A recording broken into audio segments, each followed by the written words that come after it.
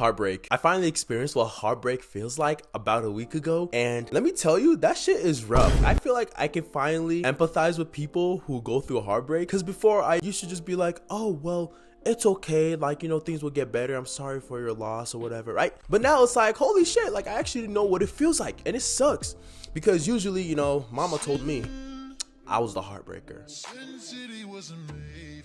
But last week again, I got heartbroken, and so, you know, it's been kind of pretty rough. Life update though, basically we got back together. And yeah, even though we were only separated for like a week, I still felt the emotions of heartbreak and what it felt like during just that week. Luckily, I wasn't someone who has to experience that for like months and months and never will get back with their ex. I'm just grateful that, you know, me and my girl actually got back together, and I'm still not gonna invalidate the feelings that I had throughout that week. So I quickly wanted to just come on here and talk to you and kind of tell you about like how I was feeling that week, and just like some of the things that I was doing to, like, I guess not distract myself, but how I was learning to like cope with heartbreak for the first time ever. And so really, like, the first thing I did was I really tried to just like let myself feel, because since this was just such a new experience to me and I never felt that way before, I was like, you know what, let me just feel how this feels like. Let me just embrace myself in these emotions, right? Like there was even times where like I kept thinking about some certain things, and like, bro, that shit made me cry. Like I actually like cried a good like 3-4 times, and like looking back at it now, like the toxic masculinity in me is like, what the fuck, like I cried, like what a little bitch, like what the fuck. But like, even though it's like, bro, like of course I cried, right? Like I just lost someone who was very special to me. I really try to let myself not like drown in my emotions, but just like be self-aware of everything I was feeling, the thoughts I had. And it's okay if I was mad or sad or angry, right? Like I was angry, I was mad, I was sad, I was all these different things. I was just like, damn, like I was just being so self-aware of everything I was feeling, and I'm just like, okay, like let me just embrace it. I'm not gonna suppress any of these feelings or emotions. I'm not gonna invalidate myself. Let me just feel and know that these feelings are real. It's normal to experience these type of things. I was just like, I definitely would have felt so shit if I was just like, no, it's okay, like I'm not even that sad for real. I just need to feel what I'm feeling in the moment, or else it will just get worse down the line. And you know, I definitely have my support system through this. My manager, my coworker, they're two people who I tell everything to, and so they definitely were my support system. I had my other homeboy, my brother, you know, just like people in my close inner circle who I can go and speak to these things about, right? Sometimes you don't even want some advice. Sometimes you just wanna yap. You just wanna yap, get your things out. Make sure you find who your people are. And if you don't have a support system or anyone you can really go and talk to, bro, talk to a book.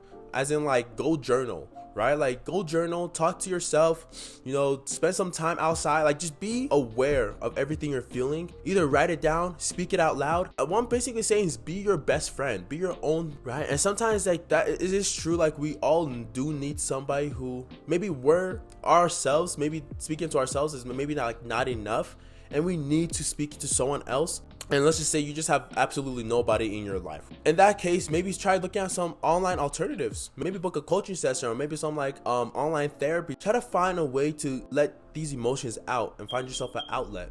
Another thing that happened during the breakup too was cutting all contact. Now I hated this part. I hated it because it's like you don't really realize how close you are to somebody until they're gone. I really didn't realize that my girlfriend was somebody who I literally told everything to, and like I'll always go to her and just tell her some dumb stuff, tell her how my day's going, right? Like she was the person who I went to for everything. And when we cut all contact, realizing that holy shit, I have all these things going on, who am I gonna go and tell all these random little things to? So cutting all contact was super hard. I wasn't the one who made that decision. She was, just so she can have some time for herself and stuff like that. I was like, dang, cutting all contact, it was really rough, right? But it really does give both people a lot of time to actually just think, because when you guys break up and start like instantly hanging out again or stay in contact, bro, you're gonna have a bias, right? You're going to constantly still think about the relationship, your feelings and everything, and it's not really gonna give you the space you really need to like grow. When me and my girlfriend broke up, it was so unfortunate that it was literally the day before my homie's birthday, and so we're all in the same friend group. So when me and my girlfriend broke up, literally the next day we couldn't really avoid each other because we were at the same party and everything, but we told each other we won't make it weird. We ended off on good terms. We're there for my homie's birthday, we're not gonna ruin anything. But even then, it really sucks just having someone that you used to be so close with physically, emotionally and everything still be in your life, and yet you can't do any of the things that you once did before. they're just kind of there now. That really sucked. Even at the party, when us just being friends, right? Like when she first walked in and was like saying hi to everybody, I didn't even really get like a proper hi. Like we acknowledged that we were both there, but I didn't even really get like a proper, oh hi, how are you doing, right? Like it just, it threw me off so much, and it just sucked. It really hurt. Like I hated that night, because it's like someone who was so close to me just literally not that long ago, and now we're in the same presence and it feels like we're not even seen, right? It really sucks, man. And depending on your type of breakup, honestly, like as much as it freaking sucks, man, like cutting contact really does help, and it really does just give you the space you need and the ability to grow and heal. Moving on to the next step, if you are going to cut all contact, make sure you're like keeping yourself busy. Don't do it in a way where like you're trying to distract yourself from, again, how you feel and everything, right? It's not not necessarily a distraction, but more of like the journey of starting to heal, starting to like make your schedule busy again, starting to like build other relationships in your life, such as friends and family, right? Really putting yourself out there again, and really trying to find ways where you can channel all that extra energy that you once were putting into your partner, now taking that energy and putting it into other aspects of your life. I just want to quickly mention that on the journey of healing, it's gonna take time. I knew that when we broke up, I was like, shit, okay, this is gonna take me a minute to get over. Okay, let me mention something that I actually want to mention way earlier. I felt extremely, I don't know, like, let me actually sidetrack from the video real quick, from the steps, because this is something that I also wanted to talk about a little bit earlier in the video, but I forgot to mention. When we broke up, I felt extremely vulnerable. And when I say that, I'm basically talking about how I put all my energy and focus and I put so much into this relationship. I realized that when we broke up, I lost all motivation, all reasoning to like want to get shit done. The fact that someone has that much impact on how I feel is scary. That truly scared me. I was like, wow. Because I realized that when she wasn't in the picture, I was like, who the fuck am I gonna get rich for now? Who am I gonna build a nice sexy body for now? Like, right? Like a lot of the reasons of why I did certain things was because of the relationship, was because of her. And honestly, I see nothing wrong with that. To a certain extent, I see nothing wrong with that, because the way I see it is, yes, at the end of the day, always do things for yourself. But the reality is, as a man, there is a large part of doing things for other people. There is a large part for,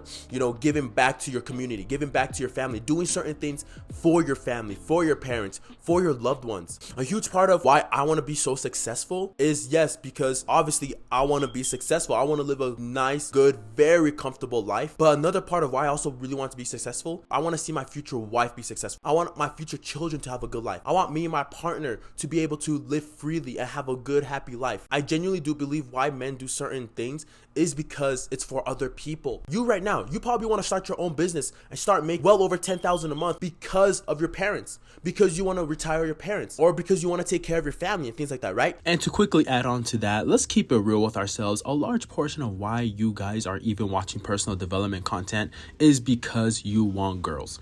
Okay, let's keep it real with ourselves. Let's keep it 100. A large part of why you are watching personal development content is because you think the nice body will get you girls. You think that the money is gonna get you girls. All right, let's keep it real. If I go through your YouTube watch history, I'm gonna see a million dating advice videos. Okay, a large part of why we as men do things is because of other people. Like, yes, at the end of the day, always do things for ourselves, but there is a large portion of it where we're doing it for other people, where we're doing it for our people, our community, the service that we give to others. A huge part of why I did a lot of things was, yes, because for myself, I want to have a good aesthetic body. I want to have my nice dream car, my nice house, travel in the world, things like that, right? But again, there's always that part within me that also did it because of her. I was like, I wake up in the morning because I see her as my future partner.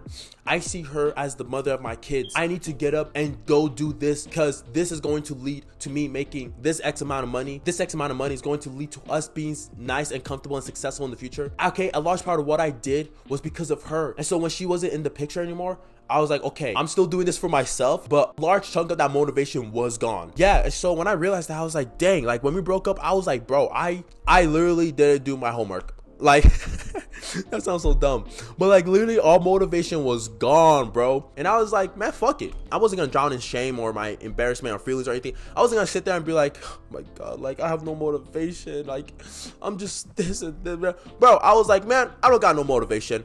And you know why? It's because of a breakup, and it's completely valid. But fuck it, man. I'm just gonna lay here. I'm gonna just lay here in my bed and just, let myself naturally feel. Another thing I would quickly want to say is avoid rebound pressure. Don't feel the need to instantly get back into the dating market. Don't feel the need to instantly want to just be like, oh, I'm so lonely now. Like, I need to talk to people, and then just instantly put yourself back in there. Dog, sit your ass down. You need to heal. You need to take some time for yourself. Unless it was you doing the breaking up and you're like, yeah, fuck that bitch, right? Like, unless it was you doing it and you're like completely over them and you wanted to break up, by all means, whatever, bro. Like, right? Like, only you know yourself the best. And so I can't sit here and tell you that, oh, you need to heal. You need to heal. We all have healing to do at the end of the day. Even if you were the one to break up, dog, just take some time. Understand that the healing process is not going to be linear. You're going to be all over the place. It's just that, I don't know, when you instantly go back into the dating market, I'm just like, what time did you have for yourself? That's how I kind of felt when I broke up with my ex, not the one that I'm talking about in this video, but the last one, right? Where me and her broke up and I really was not planning on dating for like a minute. But then a girl popped up, we started talking, and I was like, bro, what the freak? Like, I'm not trying to date right now, right? Like, why did this person just come into my life? I was like, what time did I have for myself? But either way, just make sure that you give yourself time, right? And only you are gonna know how much time you need and how you truly feel. And so, I don't know. Everybody has their own ways of getting over it. I definitely experienced my own thing, what I was going through. You're probably experiencing your own things and what you're going through. It's rough, man. And, having been a first time heartbroken, I'm just like, damn, I never want to feel like that ever again in my life. That emotionally traumatized me. Anyways, please take care of yourself. Do what you gotta do. RNH on it. Stay 100 with yourself.